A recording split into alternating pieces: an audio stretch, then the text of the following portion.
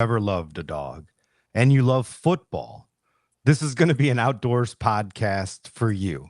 We're getting a little divergent again today from the good old hunting and fishing conversations, but it's not too often we have the opportunity to bring someone on who reached the pinnacle of a sport, lived out so many young men's dreams of making it to the NFL. We'll talk about what that is like. And then we'll talk about the amazingly interesting work he's doing now with canines. I'm Brandon Butler. I'm Nathan Shags McLeod. I'm Don Cherry. Welcome to the Drifted Outdoors podcast.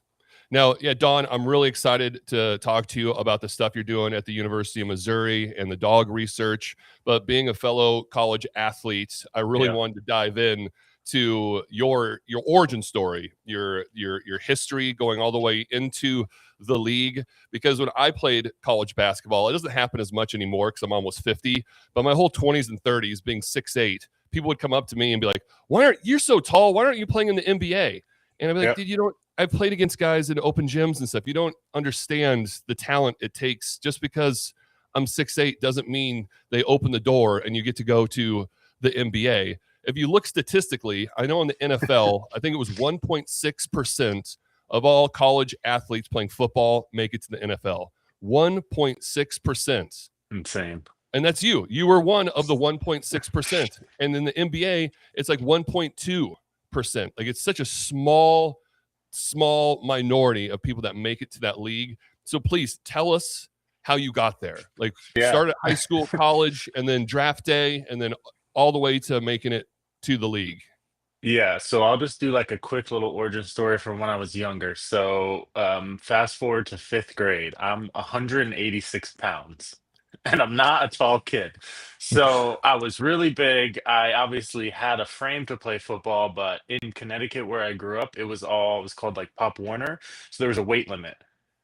So I was approximately 56 pounds too heavy to actually play at all. So I spent almost 2 summers of like fourth to fifth going into middle school, sixth grade to like dropping that weight, hanging out with people who are actually playing sports. Because at that time, I was the kid at recess who would just sit on the hill and watch. So I'd watch other kids play football. I'd watch them all play basketball. So I was actually never really like into the sport. So going through all that weight loss, going through that journey, and then finding this outlet, like I was a kid who like I wanted to like hit something, I had that like aggression. So finding that sport and that outlet was really a godsend for me at that age. So, I started the classic 8 plays a game. You get the bare minimum because they want to get everyone to play.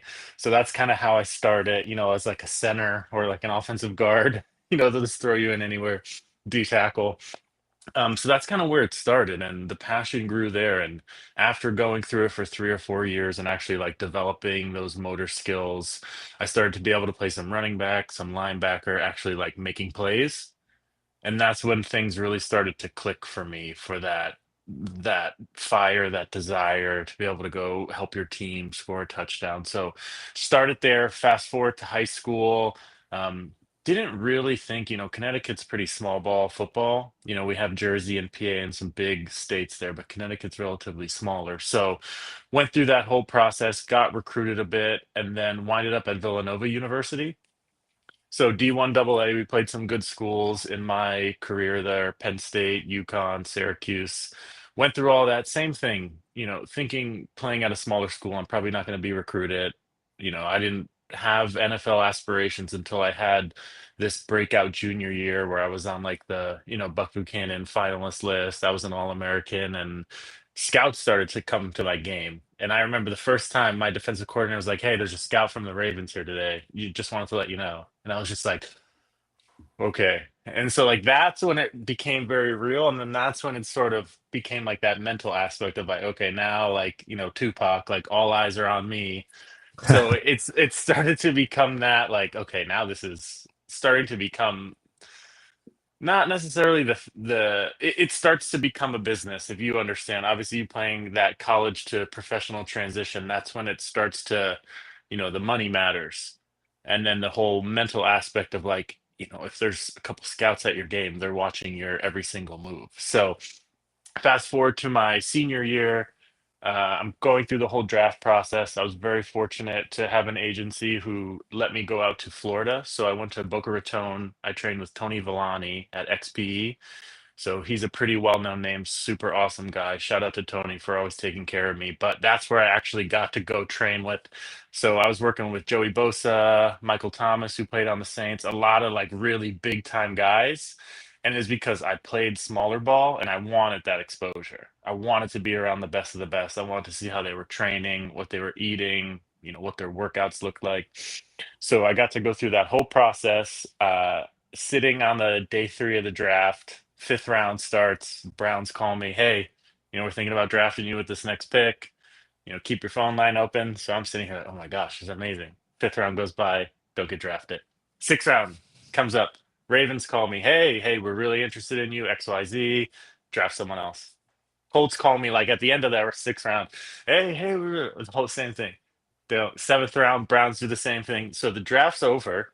I'm sitting in my childhood bedroom, like in my bed, just like crying, like, okay, is this my life now? Like, guess I'm living at home.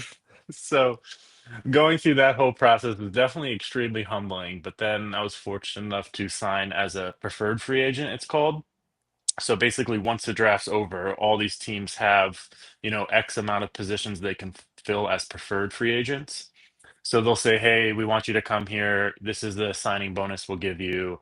And that's it. There's no guaranteed contracts or anything. And again, that's the hard thing with the NFL is that, like, at any point in time, they could, if you're on those short contracts. So showed up at the Bears facility. First person I run into, I think I told Brandon this story, is we're sitting in the parking lot in like these, like, Hilton little buses. We're all just like so scared. We're all rookies, all super young guys. And it's funny because when you're a rookie, it's like you're with the first round pick. You're with I think Leonard Floyd was drafted then from Georgia. So you're just like hanging out with everyone. We're sitting, waiting to go in. This all black Corvette comes in. Granted, the speed limit's 25 miles per hour at the facility. This thing comes in like the Batmobile going like 80, goes over I remember went over a speed bump. He like got a little air. I'll tell you who it is in a second. And he goes, just stops, pulls out, shuts his door. It's Jay Cutler. Just Was he coming smoking in. a heater? Did he I have was a like, cigarette he in his didn't mouth? have a heater, but I was like, I bet you that car, the way that car smells. So I'm sitting here like, what is going on? And then like a day later, it was literally like 2 days into camp or OTAs. 2 kids got cut who were like I was buddies with. And that's when I started to learn, like, okay, this is cutthroat. Like they don't care who you are. And the name of the game is like, if you get drafted, you have guaranteed money in your contract.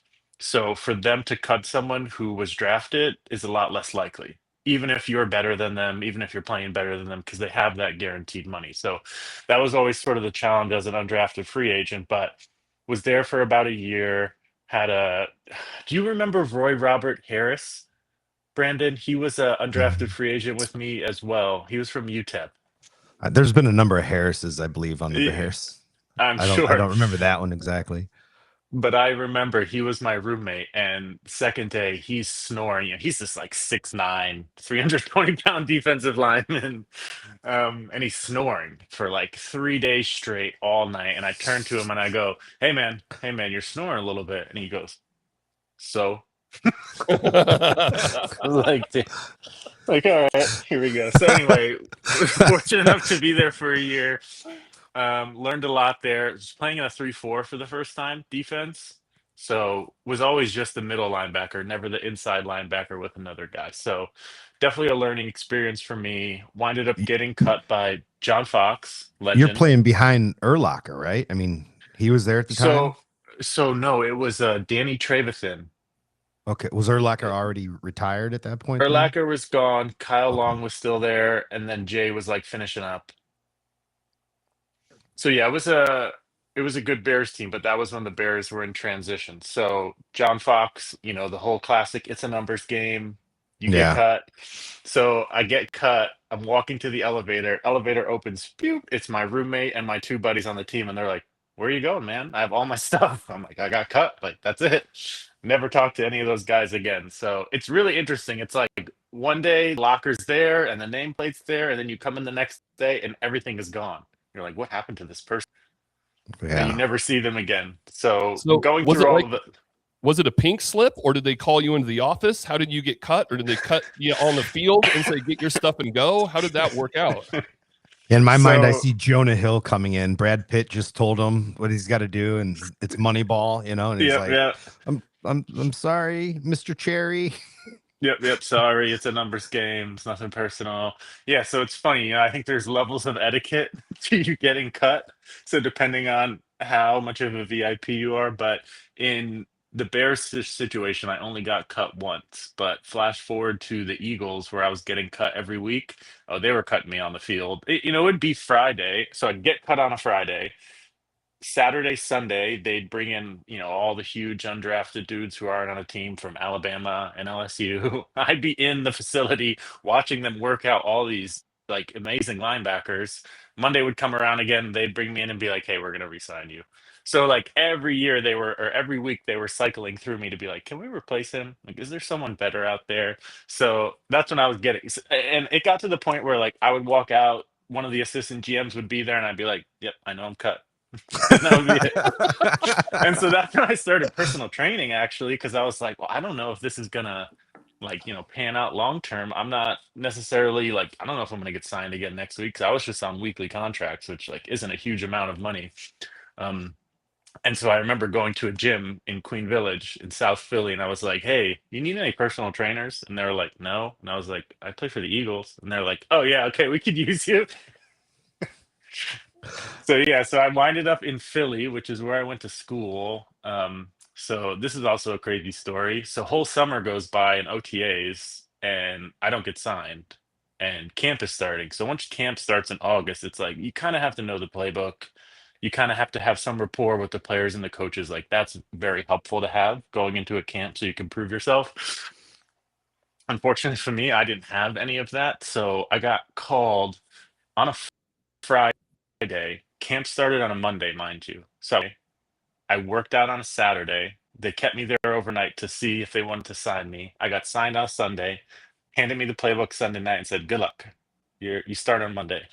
And so when you start camp for the first 2 weeks, usually week or two, it's only rookies. So I'm there playing second string linebacker.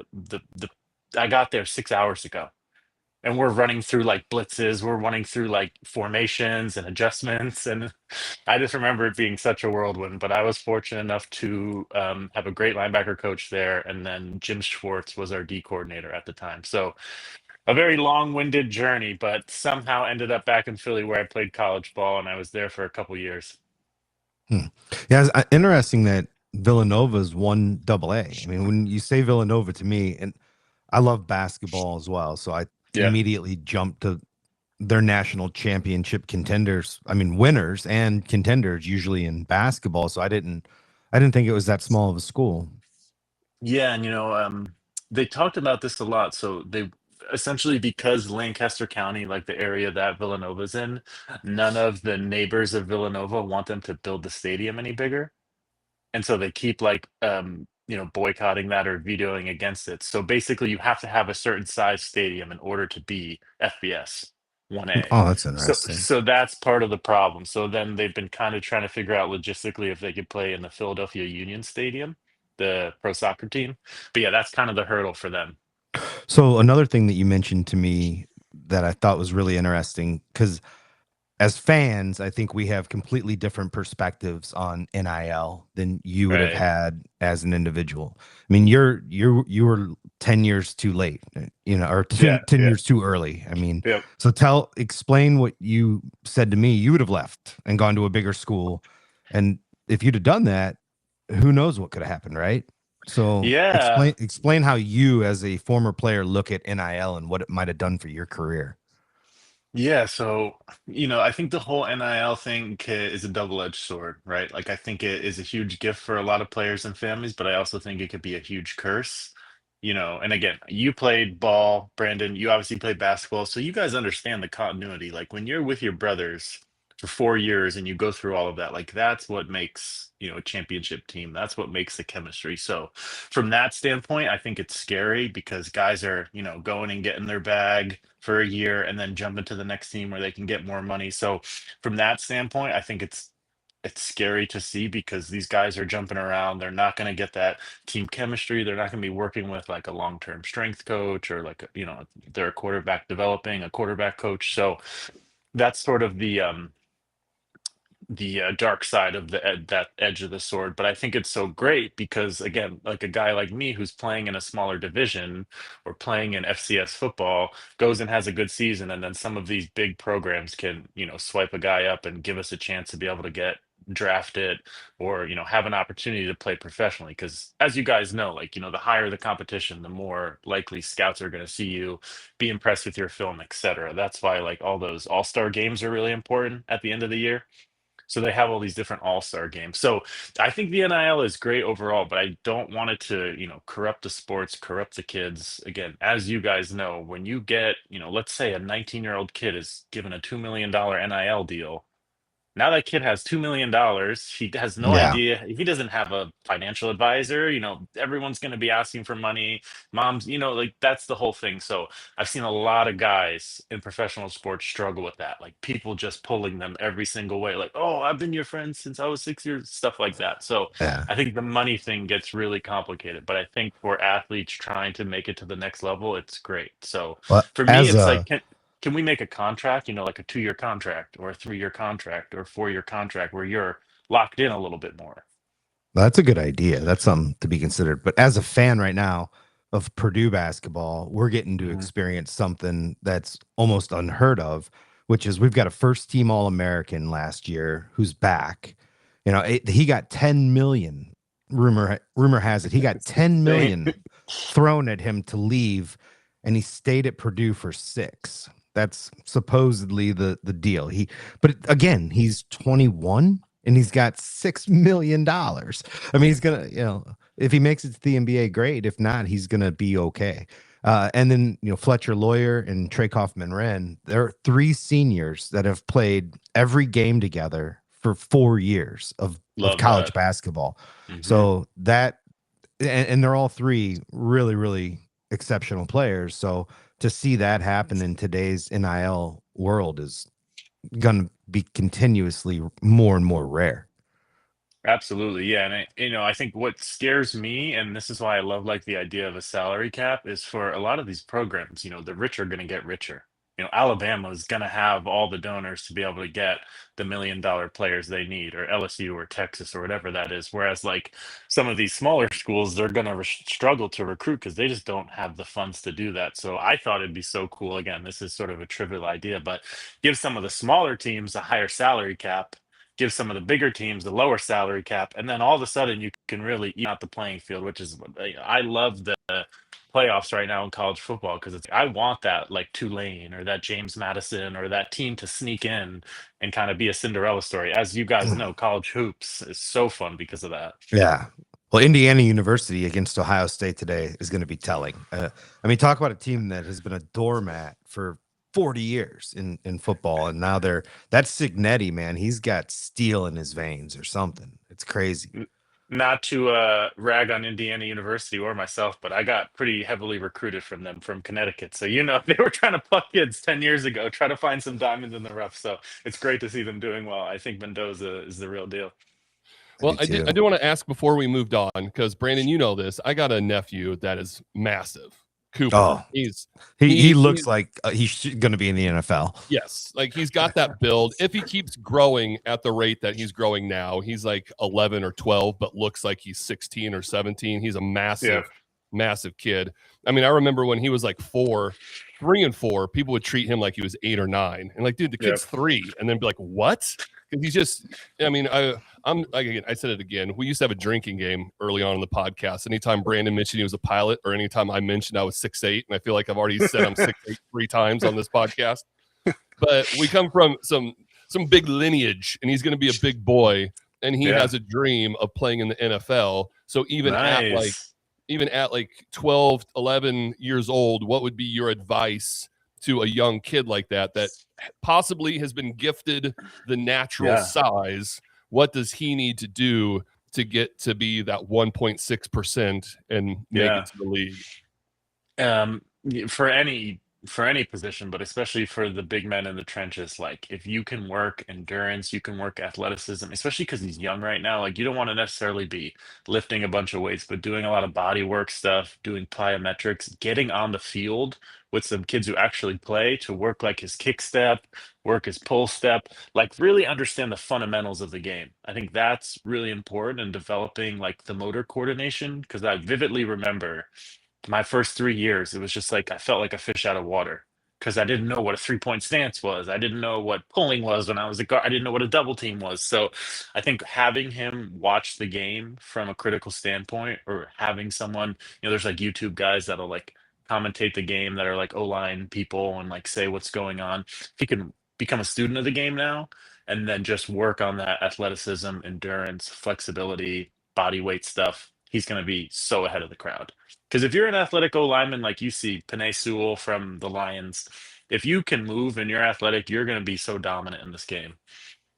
Yeah, we grow up in a town of like 1,500 that never has any good coaching. It's just a real small hillbilly in the hills of Oregon, and it definitely affected me in my college career because I didn't have any coaches that knew anything really about basketball. I just kind of skated by on my God-given athletic ability, and even getting into college, of my coaches just like, "What are you doing?" I was like, "I don't know. No one's ever taught. I learned this playing with my buddies. Like, I don't know."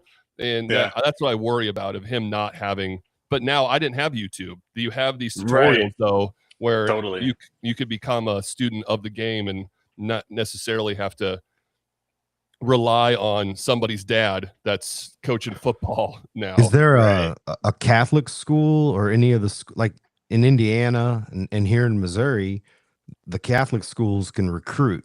Yeah, they're in Portland though. Like it wouldn't be anywhere close. It's too far for him to like go. All those would be like an hour or so away. I thought maybe your little corner had one, but my parents moved for me. I wasn't as big as Cooper or probably you, but I haven't grown an inch since the 8th grade. Like, that was it for me. You got stuff in. Oh, I did, man. Like I grew up in this subdivision that was divided by the county line. And if you were on one side, you were in Porter County and you went to Boone Grove. And if you were on the other side, you were in Lake County and you went to Crown Point. Today, Crown Point is, I think, the most populated school in the state. It should be 2 high schools, but it's still one. There's so many kids there. And they went undefeated in the Duneland Conference for the 4th year in a row this year. It's insane what they're doing now. We weren't that then, but it's always been a really good school.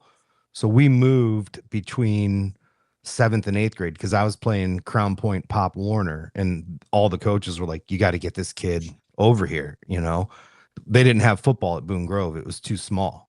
So my family literally moved so I could play football. And then I let every single person down by just never growing again. So, because I feel like you and I standing next to each other look pretty similar, except I'm 5 inches shorter. Yeah, but stature-wise, frame-wise, I just didn't grow again. But so I went from, just like you said, I came out of the podunk school to go to the big school and had to catch up quick. And I was a nose guard. That was my just. Move forward. That was the only thing they told me. Game just record, move forward. Just go. Yeah. And then I became, and by the time I graduated, I was a fullback and a middle linebacker. And I could have played at any of the NAIA schools or D3 schools. My dad and I went on some recruiting trips to Wisconsin, Michigan. I even went to a walk-on day at Purdue. But dude, I'm looking guys Shags' size, but your stature. And I was like, I'm just going deer hunting. I'm done. This isn't going anywhere.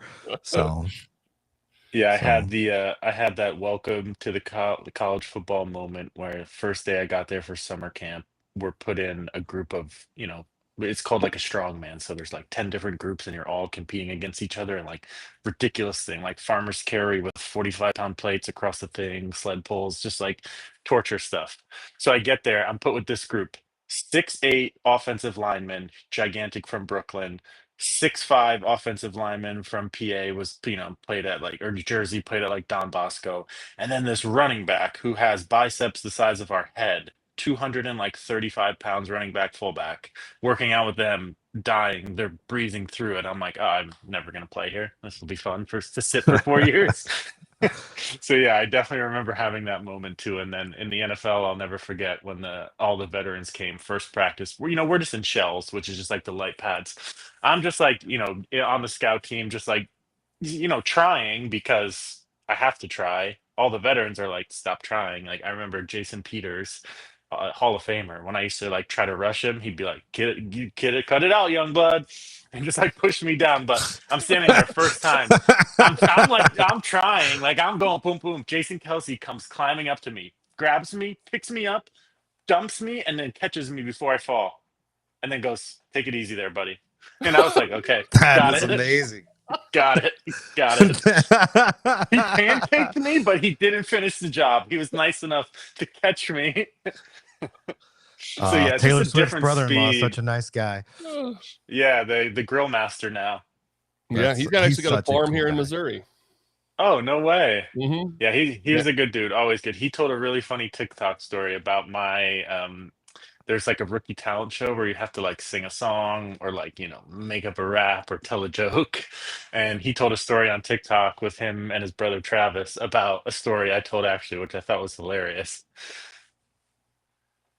Well, what was it? What was the story? Yeah, Oh, leaving us hanging. cliffhanger. Am I allowed to use language or do I have Oh, Oh to? yeah. Oh yeah. Okay, okay. I'm gonna just summarize it really quick. So I'm a rookie. I'm with all these other rookies. All guys are going through the talent show getting booed. People are throwing papers, notebooks at them. It's brutal. And the whole entire front office is there. GM, all the coaches, all the marketing. So girls, guys, the whole gambit. So I'm trying to think of what I'm going to do. I'm going to do a joke because I feel like that's going to be way easier than trying to sing. I'm tone deaf. So trying to think of all these jokes. I land on this one. So at the time, Doug Peterson, who's now the head coach for Jaguars, is the head coach there. So that's just key detail. His name's Doug Peterson. So basically, the joke went, I get up there, there's all these people, again, girls, guys, all it. So I go, there's these three guys. They all have terminal cancer and they're all going to pass away in a couple months. So they all sitting down, they all get drunk. And one day, one of the be some way for us to go down in history. And one of the guys raises his hand. He's got really long, shaggy hair. He goes, "You know what? I have really long hair. I might have the longest hair of all time." His friends all go, "Oh, yeah, man, you got really long hair. Yeah, for sure. You should try this." Second guy goes, "I have really long fingernails. I might have the longest fingernails of all time." His friends go, "Yeah, yeah, for sure, man. You might." Third guy goes, looks around the room. "I have a really small penis. I, I might have the smallest penis of all time." His friends go, "Well, we're not sure about that, but like you do your thing, man." So fast forward a couple weeks go by. They're all at the Guinness Book of World Records headquarters. First guy comes out with the long hair. He's got his plaque. He's all proud. Shows his friends, "I can't believe I have the longest hair." Second guy comes out, his fingernails all over the plaque. "I can't believe I have the longest fingernails of all time." Third guy comes out, and this is where everyone was like kind of on the edge of their seat. Third guy comes out, he's all disgruntled. He looks upset. He doesn't have a plaque. His buddies go, "Where's your plaque, man?" He's got the Guinness Book of World Records. He's flipping through. He goes, "Who the fuck is Doug Peterson?" And the place just lost it. And for the rest of the season, Doug Peterson called me small dick. So shout out to Doug for taking that well. I got a little street cred that day. Dude, that is so funny. I heard him tell that story on the New Heights podcast. I did not know he was talking about you. He told that. He said it was a fullback, which I think is hilarious because they had me on scout team, tight end, fullback, off back, running back, D lineman, D tackle, D like I played everything. So it's funny he remembered me as a fullback. But yeah, I remember one of my friends, my old roommate, texted me. He was like, "Didn't you tell this joke?" I was like, "Yeah." That's awesome. That is so funny. So let's get into the transition now. Yeah. You're a graduate student at Mizzou, so your football career has run its course. And what now? Like, what happened then? I can't imagine you immediately went to Mizzou. Like, where was? Fill in the gaps. Yeah. So again, Shags, you playing sports at a high level, you get it. Brandon, you again transitioning to that. At some point, you kind of see the writing on the wall. and you're like, okay, like I don't know. And you know, it was at the point with the Eagles that I was just like so physically, mentally, emotionally, just like it just became a lot for me to handle. So that last time I got cut, I was kind of trying to figure out if I was going to get signed elsewhere. You know, the Ravens winded up reaching out to me. The Dolphins wanted to bring me out for a tryout. And then like you know, every year I'd get like a call from like the Giants or the Browns or something. But I think at that point I was just ready to move on to a different passion, and I wasn't quite sure what it was. So sort of that last year I was on the Eagles, I was kind of looking at like, well, what would be the next move for me? You know, what would be the next step? Like I have this very I'm very fortunate to have this opportunity where I can sort of decide what my next move is. You know, I had a little bit of money saved up. I wanted to move somewhere, but I wasn't sure. So I started looking at dog daycare businesses because I was like, oh, being able to work with dogs all day. And this is when I was bright-eyed, bushy-tailed. You know, I didn't understand the behavior and all of that welfare behind it. So going through this whole process of looking at businesses to buy, to franchisee, to all these different, you know, situations, wind up connecting with these guys from Camp Runamut in San Diego, California. These three awesome guys, business owners, sort of took me under their wing. Long story short, I pack my Ford Escape. I drive myself and my three dogs and my girlfriend at the time across country, all the way to San Diego to be a franchisee for this dog daycare, just like overnight. So moved to San Diego. I was there for 9 years before moving to Missouri, and I still have my business there. So moved there, started working in a dog daycare, and quickly realized that, you know, like 50 to 100 dogs in a very, you know, small space, not conducive for exercise, 18 to 20-year-old, you know, people out in the yard who don't necessarily have any idea of behavior and just kind of have like a squirt bottle. I quickly saw like, okay, this is not necessarily the environment that I want to work in, and not the environment that like I want the dogs to be in. So kind of took a step back a little bit, was still going through the franchisee training. Again, these guys were all awesome, going through this franchisee training, but started working at a behavior facility. So I started working at a behavior facility out a little bit east of San Diego in a place called Ramona, trained under a trainer named Joel Beckman, who used to work at SeaWorld, and he was a killer whale trainer.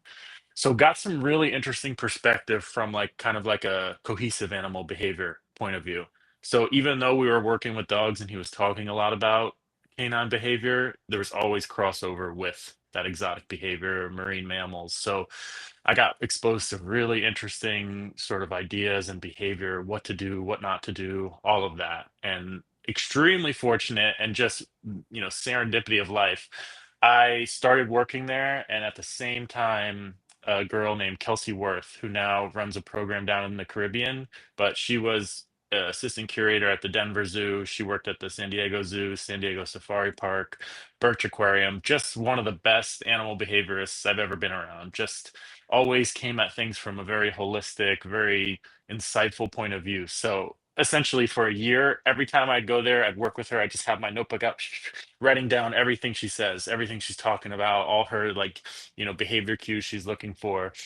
So in that 2 year time span, I learned a lot about animal behavior, and then I got to apply it because, you know, the facility that he was working out, he was very well known for like aggression, reactivity, you know, really high level separation anxiety. So we were working with like, you know, German Shepherds, Malinois, Huskies, you know, like all these high drive breeds that have these behavior issues. So I was just kind of thrown in the fire. So quickly I learned like the best way to train any of these dogs is to build a relationship with them first and to have some sort of, you know, understanding of, I call it like affection and direction and love and respect, like balancing this very complex relationship so that they trust me.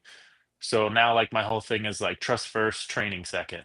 So really making sure they trust me first, coming at it from a relationship based aspect. And then from there, I was actually able to apply a lot of that, you know, technique. So fast forward going through that for 2 years, I wind up asking that business owner, Joel, hey, what would you think about franchising a business? He was like, I'm not sure about it. So me being like a serial entrepreneur that I am, I was like, well, I'll just start my own. So again, bright-eyed, bushy-tailed, I bought a property in 2017.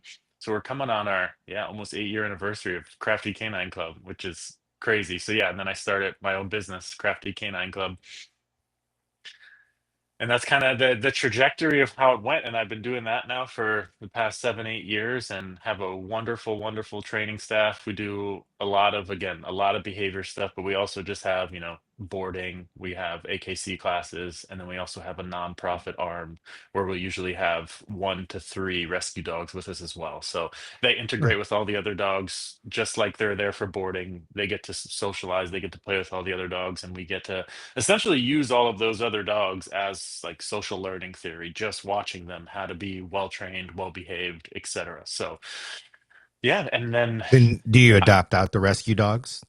yep. So we actually just placed a wonderful Aussie Shepherd that we had for like almost a year, that was young and surrendered to us. But yeah, we work with some local rescues, and then we also have some, clients that we'll work with too if they have a surrender case or their family has a surrender case. So yeah, we'll take them in, we'll do a full board and train 3 month rehab with them, and then we'll list them for adoption again. And this is Oh, all that's still out great. in California, correct? Yep. So it's also out in California. So it's funny because I just hired one of my buddies, and he worked Thanksgiving. And he didn't have, like, he had one person coming in and out, but he worked by himself, and he was like, "Oh my God, I'm so tired. I had to work with all these dogs, and I had to feed X number of bowls and blah blah blah." And then I'm like, "Yeah, imagine doing that for 654 days straight, 7 a.m. to 10 p.m., Monday to Sunday, every single day for almost 2 years." He was like, "I don't know how you do." So that's how I started. Like, I just started doing it by myself, and then eventually it was like, "Okay, I need help." Have you ever thought about bringing expansion here to mid Missouri?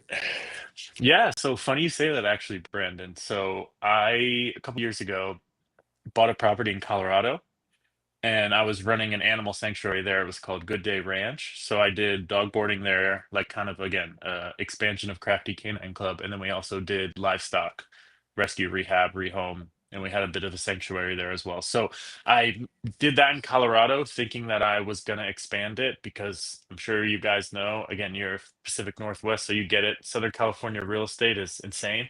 Hmm. So trying to find another property there was just insane. So I winded up looking in Utah and Arizona and Colorado, and I winded up finding this amazing 10-acre property in Fort Collins, where Colorado State was. So I got to Yeah. work with them a little bit in their vet school, and then we did a lot of good rehab work up there. So to that point, my supervisor, Dr. Henry, who you were able to meet, Brandon, she started the oncology program, and she's the director of the Research Center for Human Animal Interaction that I work at. But she has an idea for the Bark Tender, which is a dog daycare bar combo.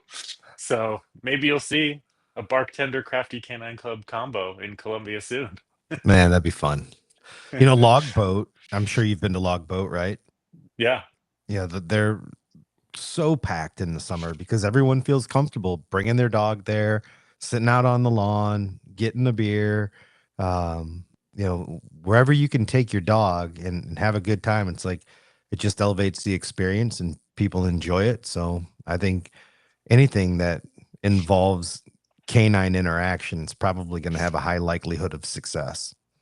Yeah, and it's like the bumper sticker, right? Can my dog come? Yeah, right. Everyone wants to bring their dog. So So how did talk you about you gave a really incredible presentation. You and Dr. Henry were gracious enough to come to Retrieving Freedom for our Christmas party this year. And you guys went through some slides on what you're working on. Can you talk a little bit about that research and what you're a PhD student, so we will be calling you doctor in the near future. So I'll have to, Dr. Dog. Is Dr. Dog, that's what we're going Dog for. collar man. Oh, you can't do that, man. We kind of rag on like a guy named Dr. Deer. You can't All right. We'll be Dr. Cherry then. self-appointed That's it. doctor names. Yeah. So anyways, when we call you doctor, why will we be doing that? Yeah, so just a little kind of preface. So I moved to San Diego, was doing all that animal training behavior, got really interested because I did a lot of psychology undergrad in human behavior. So went to University of Southern California, did an applied behavior master's, kind of just trying to understand, like, does all the animal behavior I understand translate to like the ultimate animal, the human? So really trying to understand how to bridge that gap. I did a treatise for my master's on pet friendly workplaces, essentially looking at what are the feelings of pet owners versus non-pet owners of pets in the workplace? Do they both support it? Do they not? And what we found was that a lot of non-pet owners were vehemently in support of pet-friendly workplaces, minus some of the fears, phobias, and allergies. But just thought it was really interesting, and I think something for HR practices to understand. Because again, like we said, can my dog come? If my dog can come to work, it's mental, physical, social, emotional, all of these benefits that they get. So went through all of that, started eyeing up a potential PhD program. Always had a passion teaching. I taught at a lot of vet clinics, at some different schools, at different behavior facilities, dog training facilities. So sort of got a passion for it when I was running my whole business. Started to apply to a lot of different PhD programs, and well, first just reach out. And again, I probably reached out to 200 programs, just sending emails, just trying to You're the get an Josh interest. Allen of PhD programs. Oh yeah, oh yeah. Cold emails everywhere throughout the US and beyond. So, trying to just find someone who'd be interested in this research. And at the time, I really wanted to look at veterans with PTSD and athletes going through TBI. So, there was a company I was working with called Neurogen in Southern California, run by two amazing veterans. And we were doing passive neurofeedback. So essentially, what we were doing is we were putting these different nodes on the brain based on how we know the brain responds to something called the 10-20 system. So it's all these different markings on the brain. Like think of like reflexology. Like if you hit a certain part of your foot, it's gonna like, stimulate your vagus nerve or something like that. So we were doing, which essentially 5 picowatts of energy of these little impulses that you send. And so you send a very straight, calm impulse, and then, like someone who's dealing with TBI, PTSD, the brain sends it back like like crazy, right? And so what happens is over time, the more you send that impulse, and it might not be the first session, you send it like this, comes back like this, then eventually it will come back like that. And then ideally, you want to see that flat, straight line.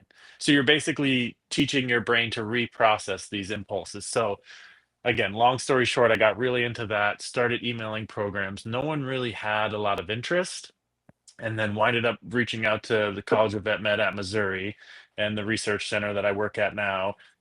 Told Dr. Carolyn Henry about some of the research I was doing and then my animal background. She was gracious enough to say, okay, let's meet every week now.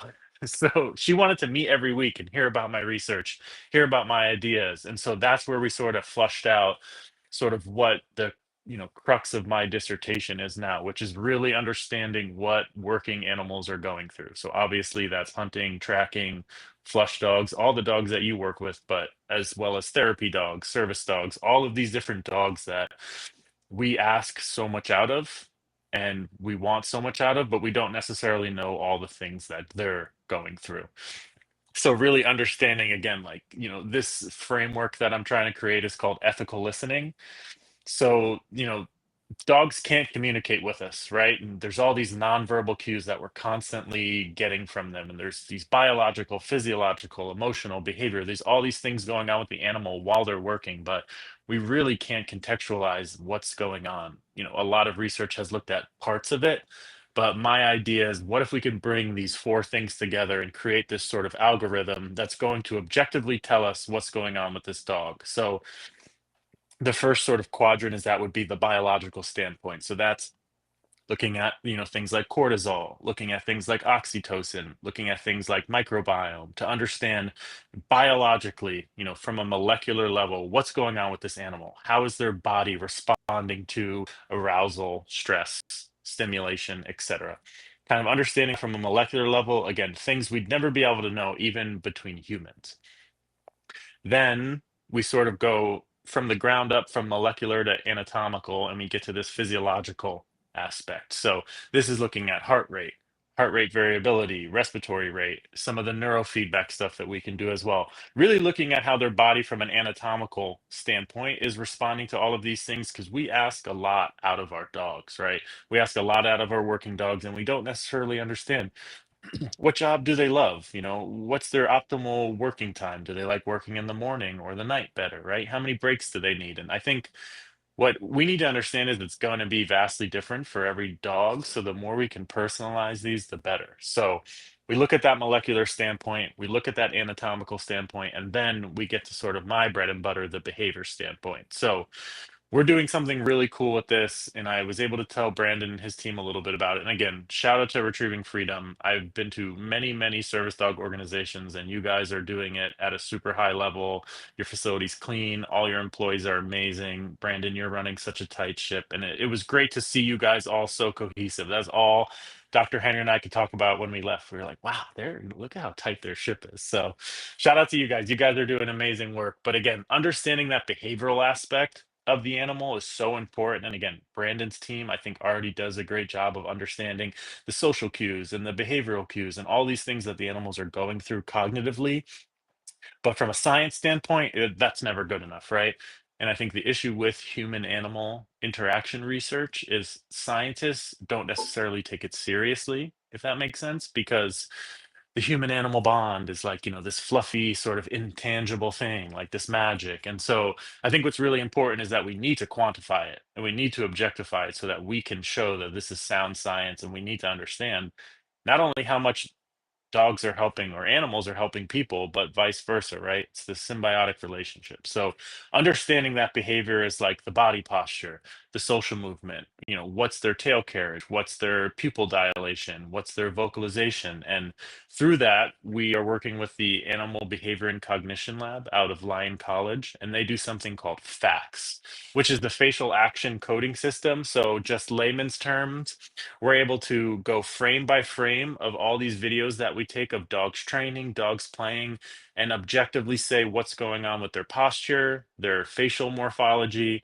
and then objectively be able to understand the emotional response to whatever it is, the trainer input or the handler command or the scary object that they're working on desensitizing. So understanding cognitively what they're going through. So we start molecularly, we go to the anatomy, we go to the behavior, and then finally, again, we're all such social creatures.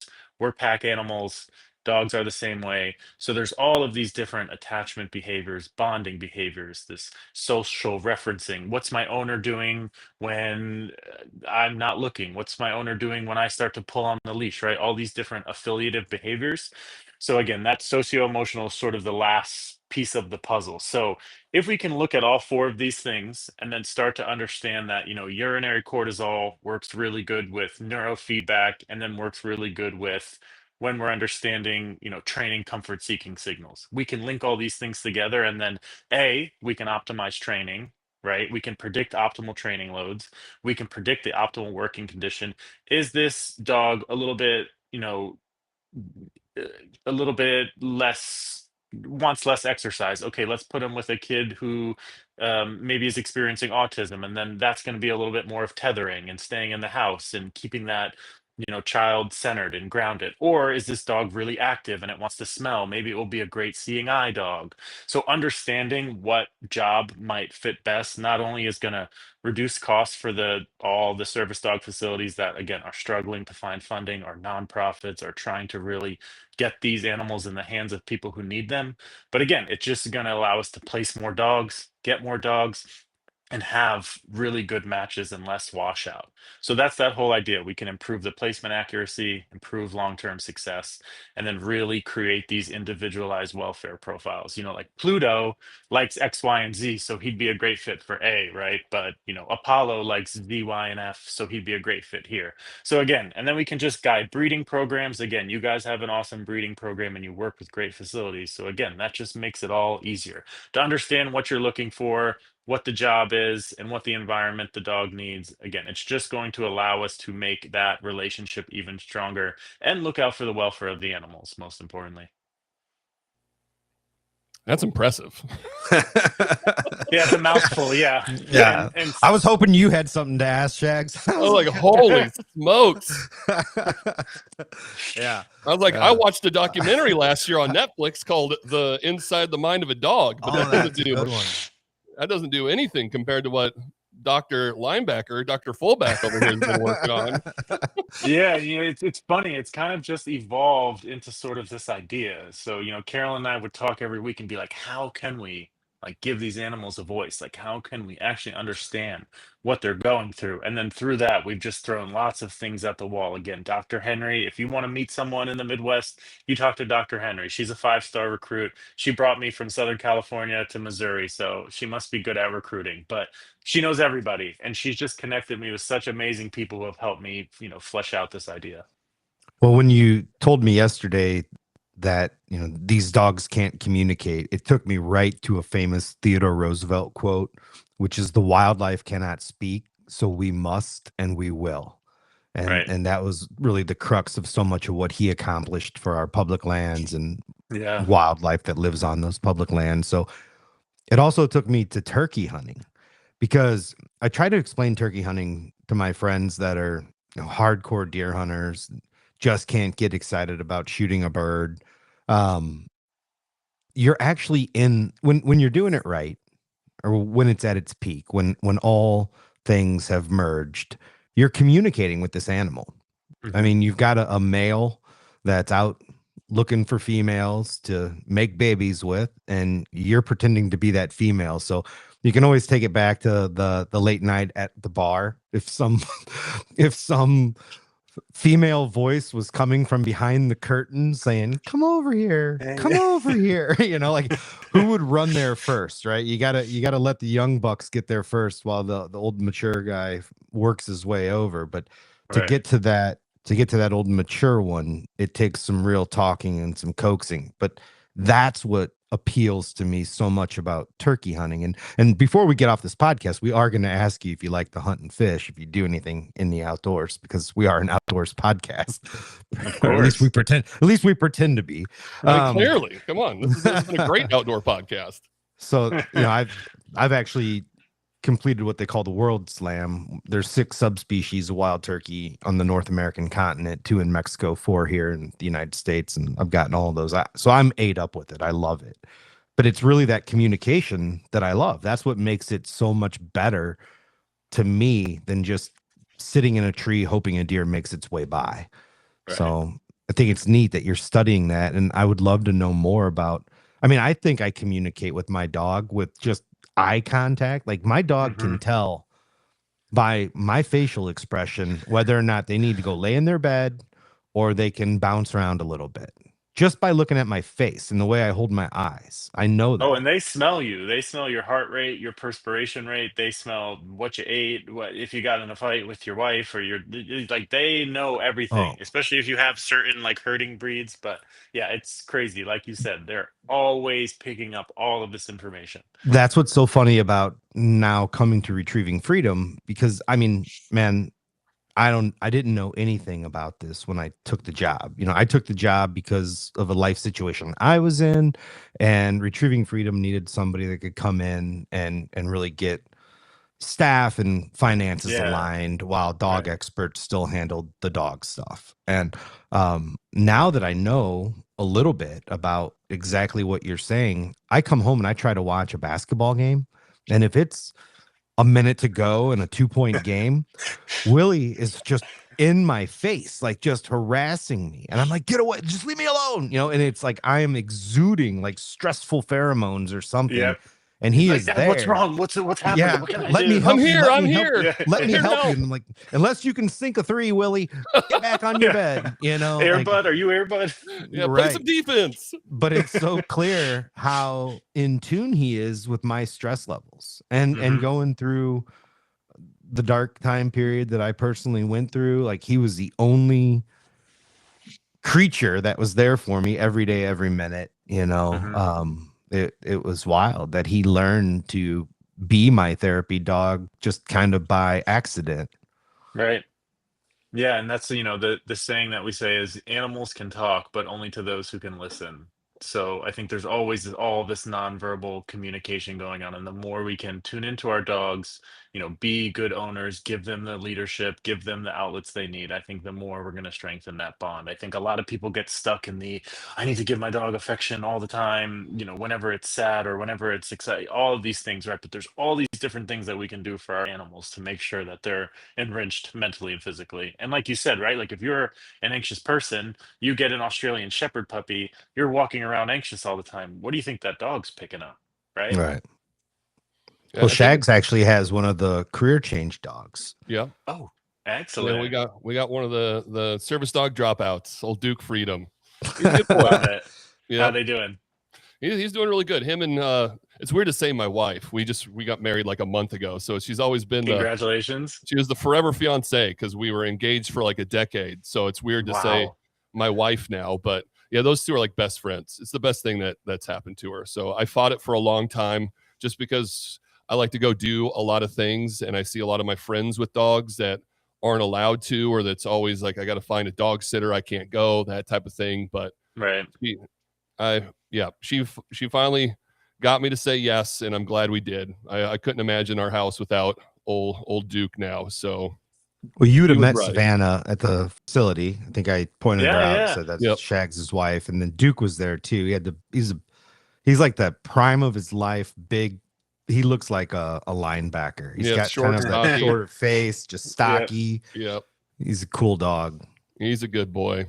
But So- I love the idea of what you're talking about too, of like finding where that dog is gonna be optimal with the client, instead of going, all right, well, here you go, here's a dog, we've trained him, take him. And like, well, no, let's find these, because they all have their own personalities, they all have their own styles. To like matching that is just incredible to me. That's brilliant. It's great work. Well, you think about any team, right? Like Yeah, you wouldn't have been a very good point guard, but I wanted to be. If you had asked me, I said I was a great point forward. But so it's like it is. You can be, a very highly skilled, top of the game in your position, and not even be hardly good at another position. Yep. Same thing. If we try to force a dog into a role that they're just not suited for, we're setting them up for failure.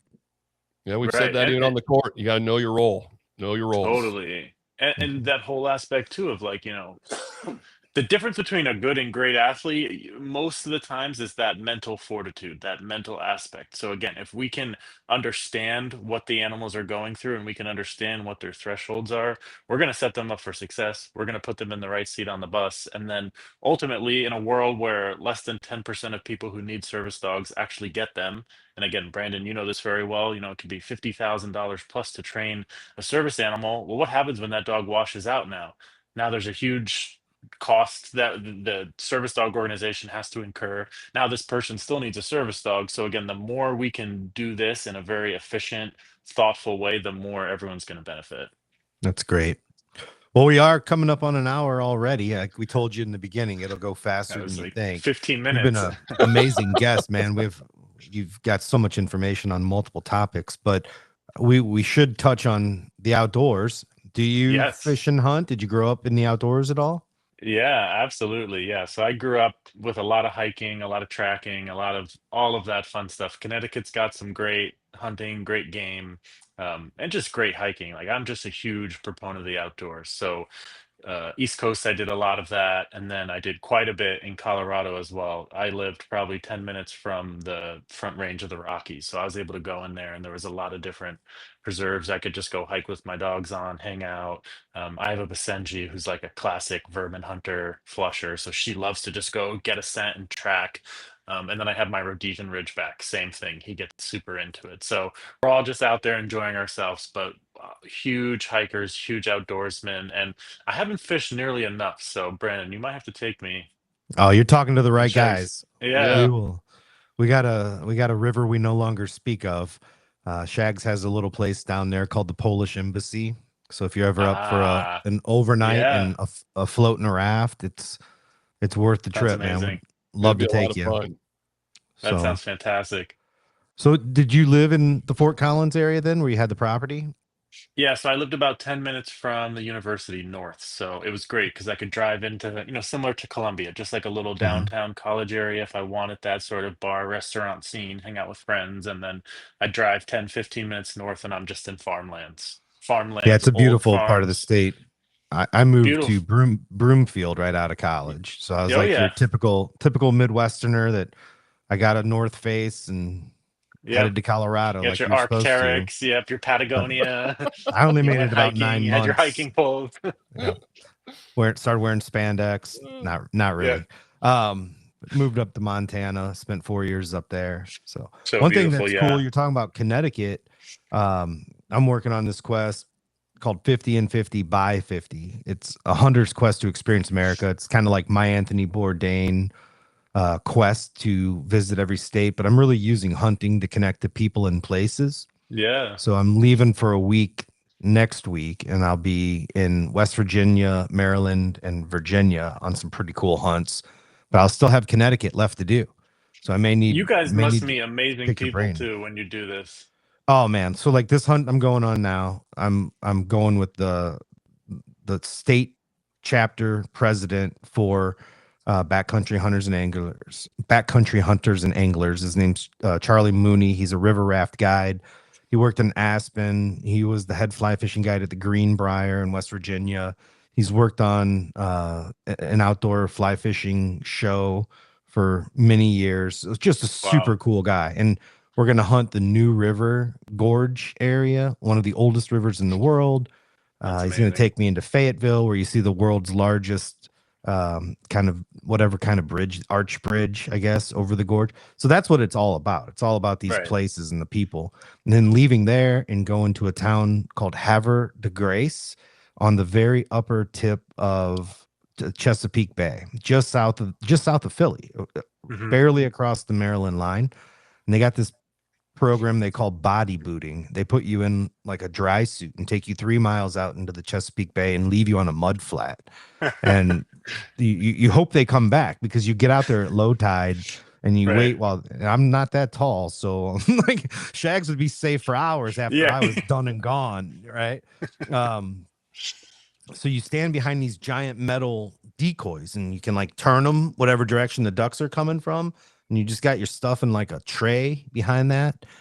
And then we're going over to the Atlantic coast again, where I did a hunt a couple years ago with these super cool guys. Shout out to Taven and Jeremy up in Dover for rabbits on that eastern seaboard. Yep. But if you get just across the Virginia line, we've got some friends in Ocean City, Maryland, we're hoping we're going to stay with. But just below that Virginia line, if you buy a deer tag, you can kill 6 deer with it. For $15, you can kill 6 more. So it's like, it's just way overpopulated with deer. Shout out to the conservation agent out there. I called this guy. I won't give his name publicly, but again, I've said it many times. If you can get to know your local game warden, or if you're traveling somewhere, get to know the game warden. They're the most knowledgeable person in that area. They spend every day driving around dealing with fishing and hunting in their county. So why not ask them to be a resource?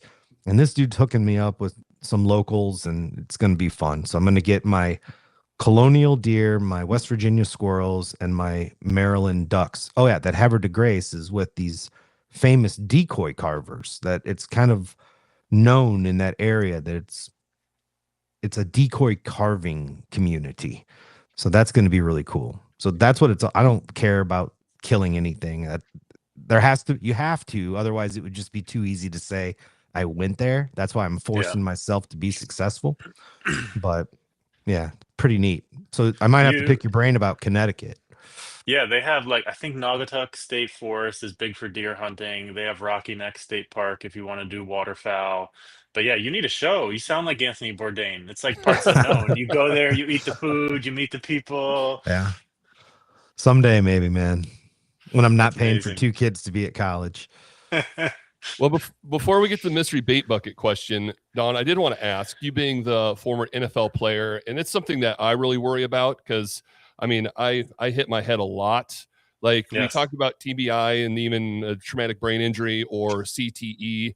Do you ever worry about any of that, playing football for so long and hitting your head so much? Because I mean, I've had like double-digit concussions. I mean, I've had a handful where I had to go get MRIs, like very severe. There's been a couple of times I've actually been knocked out cold, and this starts from like 10 years old all the way up into adulthood, to where I can't do like bumper cars anymore because I get terrible migraines from shaking my head too much, or even roller coasters. There's certain things that really flare it up.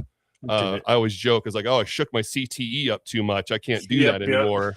Do Do you worry about, because I know I do, it keeps me up at night sometimes, that I'm afraid when I get older, I'm just going to be like just gray matter and smooth brain. Yeah, just mush brain. Like I'm really worried about it. But what about yourself after playing football for so long? Yeah. Is there any young adults or parents listening? Please take care of your kids' heads. Don't let them play contact sports too early. And any athletes out there, if you ever think you have a concussion, do not try to be a hero.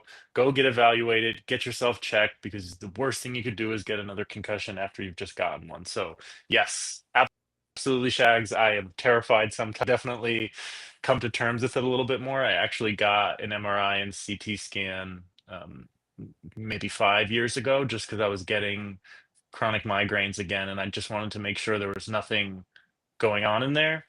And as far as they can see, again, they can't really see CTE until they do an autopsy, which is very unfortunate. But yes, huge concern for me, and something I try to be very mindful of, and I try to be an advocate for. Like, again, as you know, Shags, there's like not so much we can do right now other than be like on top of the management and a bit of preventative. But that's why I just try to be a huge advocate to people, especially if they're playing contact sports. Well, and it's wild too, because now they talk, just even if you see stars, that could be a concussion. And well, I mean, us growing up, that was just, oh, you got your bell rang, get back Right. out there. And now it's like, my God, how many did I actually have? And then went back out and kept running and playing and doing all this stuff. That, yeah, it's so important to, like, if you get hit, get a good bell ring, like you got to take a week or so out. You got to let your brain heal, because you can do so much more damage. Right. The initial concussion's not as bad. It's what happens after that initial concussion where the damage can really happen. Right. And all that time frame when your brain's trying to heal from that traumatic injury, again, trying to re-injure it, even as like something simple as like still trying to go to school and do a test, or being in like, high vis lighting or anything like that, can aggravate it. So yeah, to your point, I'm so happy to see where the seriousness of it is going, but also the technology, especially with football having like the Guardian caps now. And the more we can do to prevent TBI, the better, because it also leads to mental health stuff too. Like, I see a lot of guys who not only struggle with the whole aspect of not playing the game they love anymore, not getting a big paycheck, but then they have all this traumatic brain injury. So it's like they have bipolar, they have borderline personality, they have these things going on that they don't even know they have. Yeah, that's so true. All right, Brandon, you ready to move into the mystery bait bucket question? Let's do it. All right, Don, what we got here, what you see in front of you is a legitimate antique bait bucket. We got it at the Midway Antique Mall here in Columbia, and it's a fun way to wrap up all the podcasts. They're questions submitted by you, the people that are listening. And if you have a question, sometimes it has to do with the outdoors, sometimes it doesn't. That's the fun part about the mystery bait bucket. If you want to submit a question, you can email us info@driftwoodoutdoors.com, or you can send us a direct message on Facebook or Instagram, Driftwood Outdoors, or leave a comment on our YouTube channel, Driftwood Outdoors TV. This one comes from one of the OGs, John Mayberry. He sent us a message on Facebook about this. Of all your outdoor experiences, if you could relive just one of them, what would it be? It doesn't have to be hunting or fishing. So we're reliving an outdoor experience. What one would it be? I have a couple that jump to the top of my head. Go for it. So, I mean, we all know, we did podcast about it, that I lost my dad this year. And Uncle Steve was a big proponent of mine growing up as well, his brother. And I shot my first blacktail buck with both of them. That happened to be like at the time, a trophy 4x4 with eye guards. And just that whole experience of being able to be arguing with my dad, of saying, hey, it's a buck, and him saying, no, it's a doe. And I go, no, it's a buck. And him going, no, it's a doe. And he liked to tell a story that every deer I saw growing up was a buck. So he had the binoculars, I had a scope, and I'm watching this deer, and I was like, well, that deer's moving. And he's like, no, it's not. It's laying right there. I go, well, the one I'm looking at is moving. And he moved his binoculars to the left. And I just remember her going, oh, shit, shoot it. Because we were looking at two different deer. And I hammered it. And then Steve and my dad were dragging it out. And we were already talking about getting it mounted. And I was going to mow lawns. I was going to pay for half. and I was carrying all the guns, and they were packing this deer out, and we got close to the truck, and they pulled a pretty gnarly prank on me where they said, "Oh no, we broke one of the antlers. Look for the antler." Like, "Oh no, we broke it." And I, at 12 years old, had a freaking meltdown. Like, just couldn't believe that these two jerk offs broke an antler off this giant buck that I just shot. I'm losing my mind. I'm freaking out. I'm starting to cry. And they just start laughing and laughing because they were just tormenting me. And it was a very cool, fun experience. It's a story I really like to tell, and it's a very special moment of mine. So if I could go back and relive that, I probably would. So relive means you just get to do exactly the same thing over. Like redo would be another great question, because there's that a couple. Is true. No, yeah, this is just relive. Like, I'd love to just go back and do that whole experience over again, because it was so much fun. There's a couple bucks I missed over the years that if I could redo the situation, they'd be on my wall. To relive, the first thing that my mind went to was I was like 3 years old, and my brother wasn't born yet, so I know I was under 4.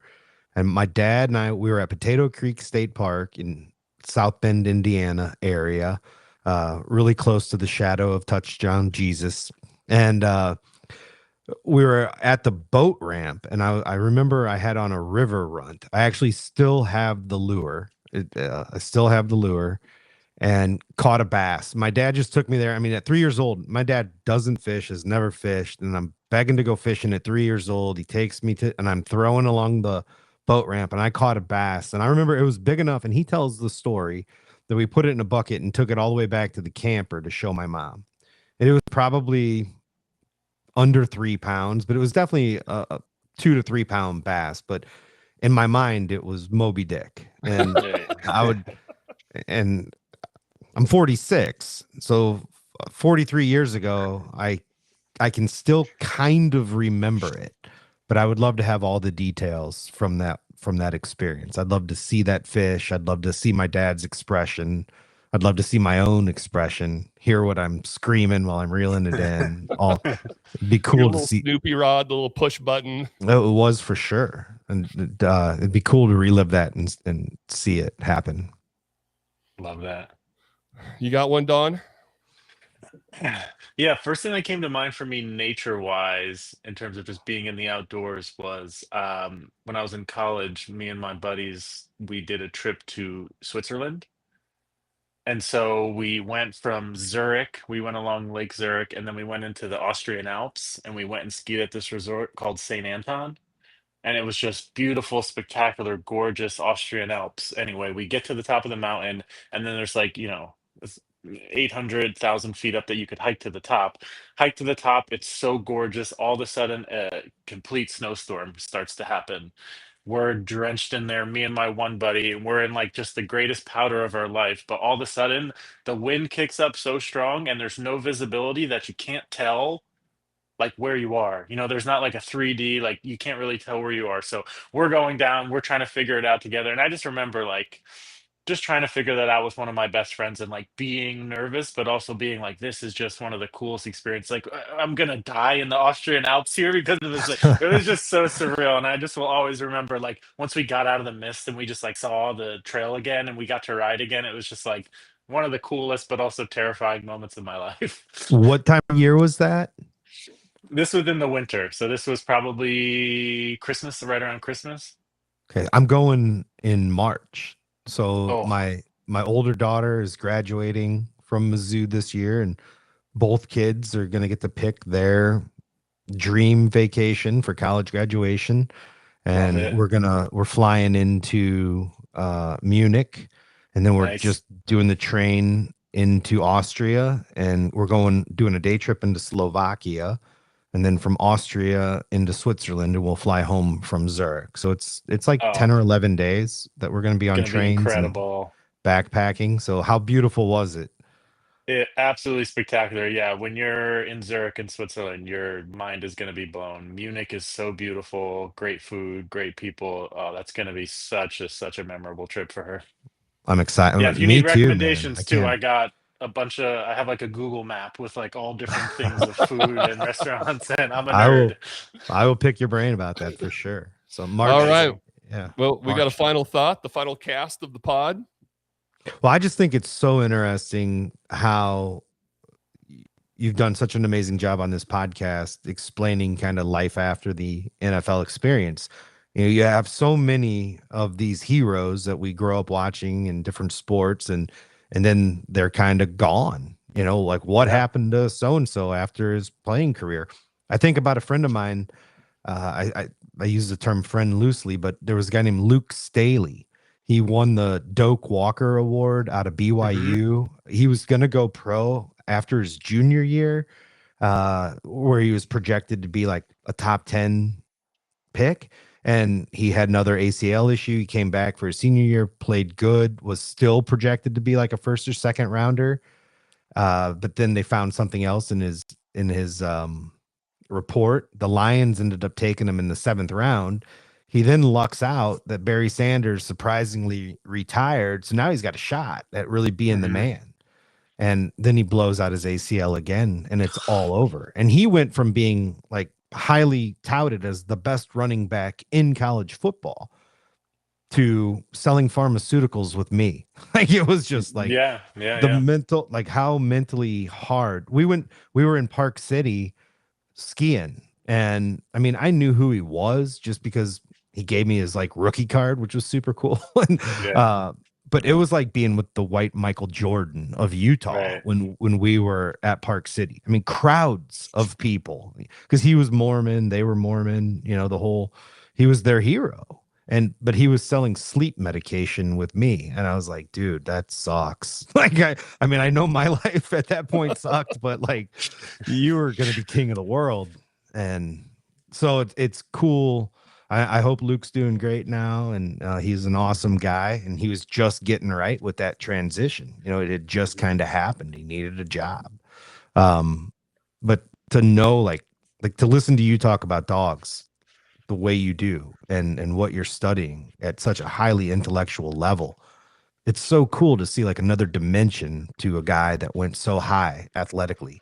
And you Yeah. hope that there's more guys like you hear a lot of stories about like the down and outers that like blew all their money, and Yep. Yep. those are the examples that you hear of, but you don't hear about a guy who goes and starts a business and then gets a PhD and makes a huge contribution to the world. So kudos for you having the stones to do such a major life pivot and make the most out of what's already been an incredible ride. Thank you so much. I could not appreciate it more coming from you guys. Really respect you both very much. And yeah, just anyone who's out there who's playing sports at a high level, you might have a chance. Make sure you have another passion. Make sure there's something else that you're passionate about outside of sports so that when you make that transition, you have something to hinge your hat on. You have something that mentally, physically, emotionally fulfills you because every person needs that. Yeah, and that's what's cool about this podcast. Yeah, we call ourselves an outdoor podcast. We love to hunt, we love to fish, but we find people just interesting, and we get interesting people on the podcast. I mean, everything from Bill Dance to Al Linder, but then our good friend Kevin Kroom that fought in the UFC.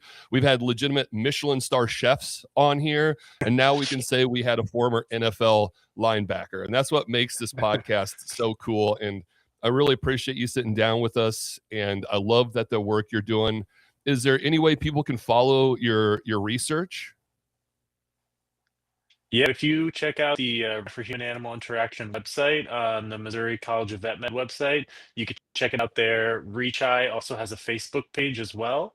And then, yeah, just keep on the lookout for the first dog play study paper we have is in review right now and should be out soon. Some really interesting stuff about dog social play, why certain dogs play with other dogs. So that should be out at the end of the month. Awesome. I'll put all those links in the show notes so people And can the find them.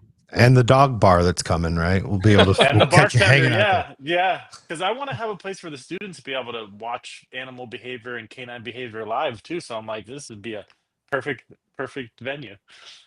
And being serious, Don, if you ever want to go trout fishing, Brandon and I I will would row you love to down the go with you river. And guys. yes, We'll let's come make it out. happen. So I live on 40 acres just north of Fayette. So if you want to come out, I got a 3-acre lake.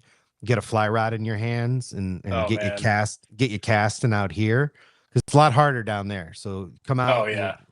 do a little fish fry, do some kind of instructional casting here, and then we'll go Sweet. hit the river. So I'd love it. It'd Love be it. so much fun. Well, appreciate you, man. Keep up the good work, and gear review coming up next. Thank you both. The end of the podcast, the beginning of a gear review. Brandon, what are you reviewing for us today? it's a two-parter, man. I got a review coming, but first I got to go with just a shout out talking about the Chicago Bears. So I've got the old Dicka sweater on. Dicka sweater. Thank God I lost like 50 pounds. I can fit into this thing now. And, but if you haven't seen the Super Bowl Shuffle documentary that's on Netflix right now, it's worth a view. I think it's pretty amazing, the backstory of the Super Bowl Shuffle. So I told Don I had some autographed jerseys. I'm breaking out the refrigerator Perry autographed jersey, and then Jim McMahon autographed the Punky QB. So oh yeah, when they won the Super Bowl, I was in the second grade, and we did the Super Bowl Shuffle for the second grade talent show. And I was Jim McMahon. I had the spiked hair and the blade sunglasses on and the Jim McMahon jersey. And I can't remember who my other friends were, but it was like Gordy Gavaya and Josh Skidmore. We did the Super Bowl Shuffle for the second grade talent show. So go check that out on Netflix. But the Bears. Yeah, for my gear review, I'm borderline becoming a coffee snob, I think. So, Don, I quit drinking about 3 years ago, closing in on 3 years ago. Yeah, and always thought maybe I'd just slowly go back to it when my kids got out of the house, but no intention of doing that. So I think I'm just going to be a coffee snob instead. I met these guys at the Delta Waterfowl conference, whatever you want to call it, down in Oklahoma City. And they are Elkhorn Coffee Company, and they have a number of different collaborations with conservation organizations. And it says right here on the back, $1 from every bag they sell goes back to the conservation organizations. It's like Rocky Mountain Elk Foundation has one, National Wild Turkey Federation has one. This is the Delta Roast. It's really good. You know, it says Delta Waterfowl is the duck hunters organization. And they go on and on about conservation, breeding habitat, and they love the fact that their coffee is helping to do that. And I love the fact that when I buy my Coffee Snob coffee, I'm helping conservation as well. So check them out online. Support your favorite conservation organization while you drink coffee. elkhorncoffee.com. For my gear review, I'm going to review the gun safe that damn near killed me and our semi-paid pro staffer, Tim Flanner. You can see the picture of it now on our Driftwood Outdoors Facebook and Instagram page. Being a tall gentleman, I didn't want to buy a safe that I had a power squat to look down into.